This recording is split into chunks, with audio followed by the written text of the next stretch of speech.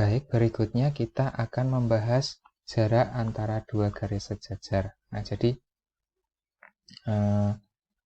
kenapa yang bisa ditentukan hanya jarak antara dua garis sejajar?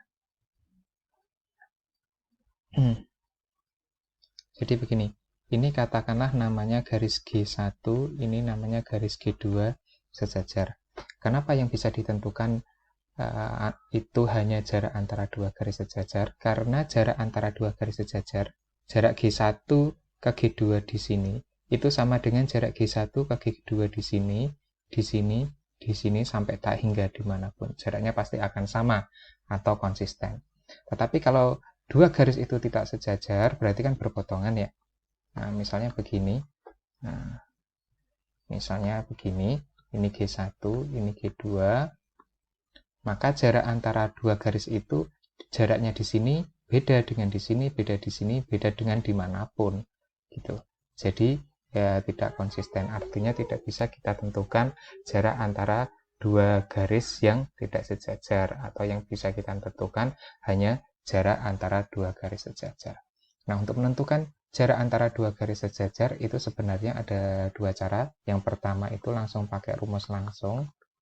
Nah, jadi rumusnya itu jarak antara dua garis sejajarnya, misalnya garis G1 itu katakanlah AX plus BY plus C1 sama dengan 0.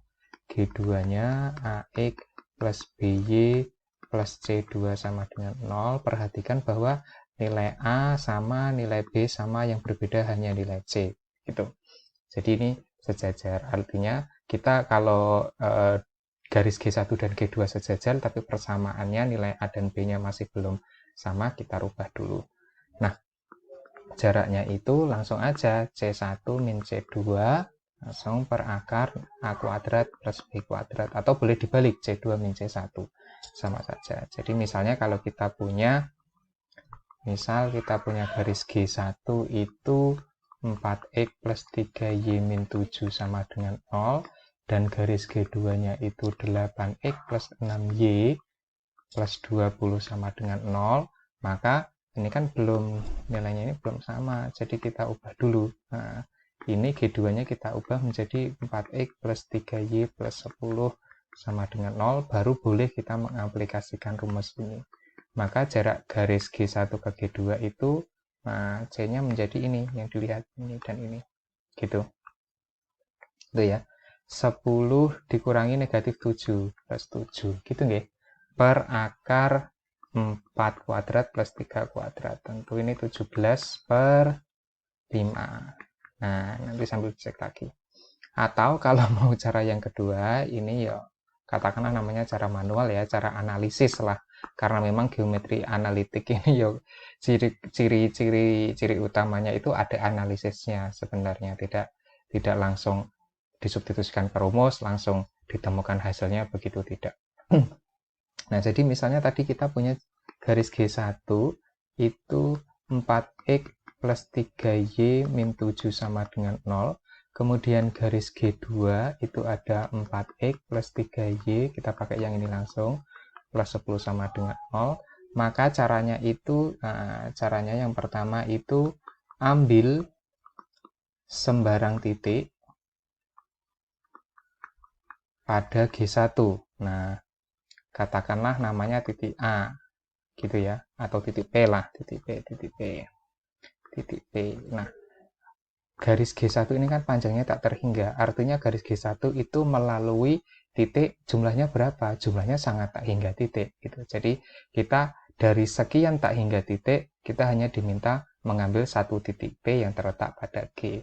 Kemudian yang B, nah, jarak garis G1 ke G2 menjadi atau sama dengan jarak titik P ke G2. Jadi maksudnya begini. Kalau kita kembali lagi ke gambar ini ya tadi ya. Nah, kalau kita kembali lagi ke gambar yang ini tadi, misalnya. Nah, ambil sembarang titik P pada G1 gitu. Maka jarak G1 ke G2 tidak lagi G1 ke G2, langsung jarak titik P ke garis G2. Nah, jarak titik ke garis, kita tadi sudah punya rumusnya.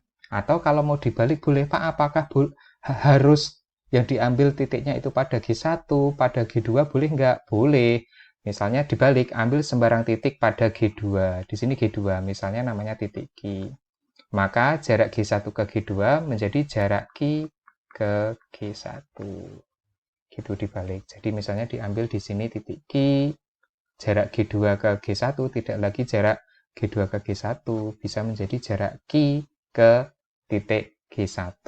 Nah, Pak, permasalahannya bagaimana cara kita menentukan sembarang titik P pada G1 atau titik Q pada G2.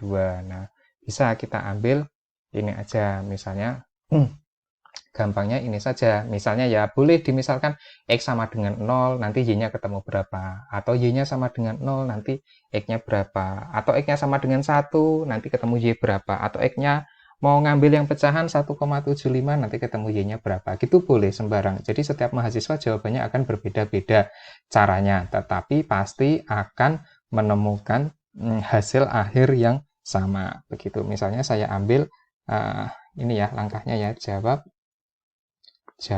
Nah, misalnya ambil titik pada G1, katakanlah nanti mau saya namakan P. Nah, misalnya titik P, koordinatnya saya misalkan XP, YP, maka XP, maaf. Nah, saya ambil dulu, misal XP-nya saya ambil 1, saya substitusikan ke G1, 4 XP. Nah, berarti menjadi, harusnya gini, 4 XP, 3 YP, min 7, gitulah ya. Nah, XP-nya saya substitusikan 1, saya ambil 1, berarti 4 plus 3 YP, min 7 sama dengan 0, 3 YP, berarti min 3 ya. Min 3 ke kanan 3, maka YP sama dengan 1. Oh, kita punya XP1, YP1, jadi kita simpulkan titik P-nya itu 1,1. Begitu. Kok ini sudah tidak jelas ya. Nah, terus kemudian B, jarak G1 ke G2 itu menjadi jarak P 1,1 ke G2. G2-nya mana tadi? G2-nya kita punya 4X plus 3Y plus 10. Berarti G2-nya kita punya 4X plus 3Y plus 10 sama dengan 0. Maka jarak ini ke G2 ini, kita pakai rumus tadi, jarak titik ke garis. Nah, ingat,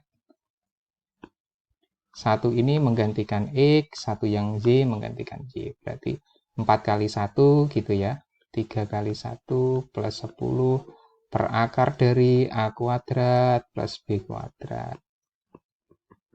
Nah, sama dengan 17/5. Oh, ternyata hasilnya sama, 17/5 pakai cara yang manual atau analisis dengan cara yang ini tadi, yang rumus langsung. Itu nggih. Itu cara menentukan jarak antara dua garis yang sejajar.